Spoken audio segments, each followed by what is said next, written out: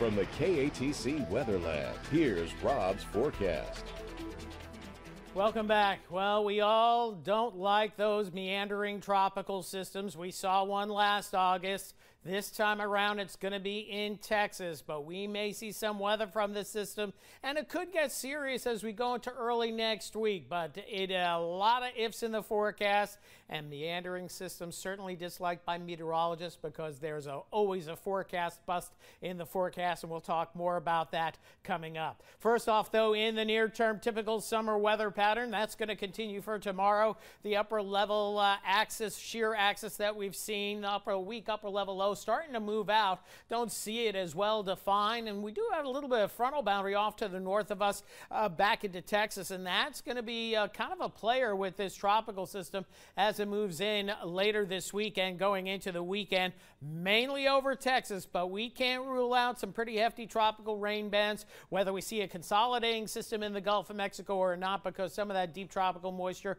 reaching the northern Gulf of Mexico. Now, if we do have a system that really begins to crank up, that will normally induce a little bit more of a bubble ridge of high pressure, so rain chances may not be too terribly high, at least through Friday, perhaps Saturday, but we got to play it on the conservative side, meaning we got to plan on some of this activity reaching us in spite of this system being in Texas, more than likely beyond the weekend. So we'll talk more about that in just a bit. Center of circulation is actually southwest of the big convection this evening, but pressures have been dropping slowly down to 1,002 millibars, which is enough for a tropical storm, but we don't see that kind of organization, at least on the satellite imagery, nor did the hurricane hunters this evening. So sustained winds at 35, but now the forecast overtly shows this strengthening to a tropical storm, then a hurricane by Friday evening, landfall overnight Friday night into Saturday morning.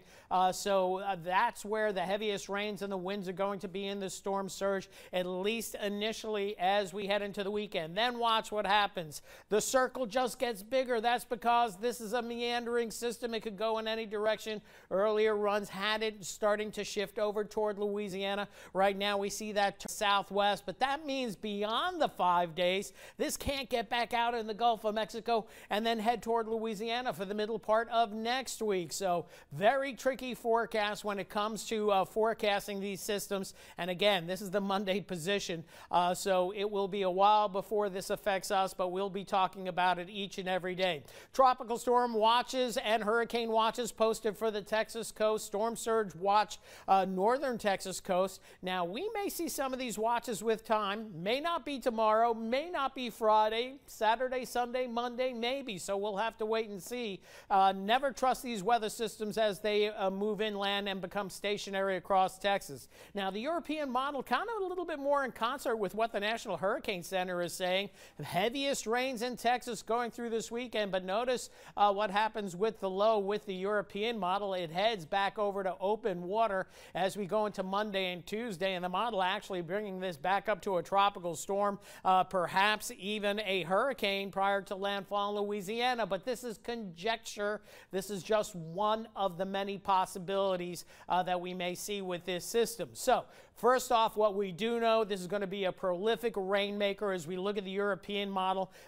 Close to 2 feet of rain possible across the coastal bend of Texas. Some pretty hefty rain totals could slip into Louisiana of up to a foot. This is accumulations through the next week. Now, the GFS model, remarkably similar with respect to the rain totals, so we know there's going to be historical rainfall across southeast Texas. How much of that we see will remain to be seen. So with all this in mind, the tropical threats, I've lowered just about all of the tropical threats. I'll post this online right after the show. 2 to 3 foot above normal tides, maybe an increased threat toward Wednesday. As for flooding rain, outer rain bands possible, some locally heavy rains possible, but the potential for flooding rain, kicking that down the road. Wind damage, tornado damage, no issues for right now, but we'll have to evaluate that further down the road. So quiet in the near term through tomorrow morning, tomorrow afternoon. We'll see scattering of showers and thunder showers at least through tomorrow evening. So tonight, warm and humid. The clouds decrease, perhaps an isolated coastal thunder shower, 75 the low.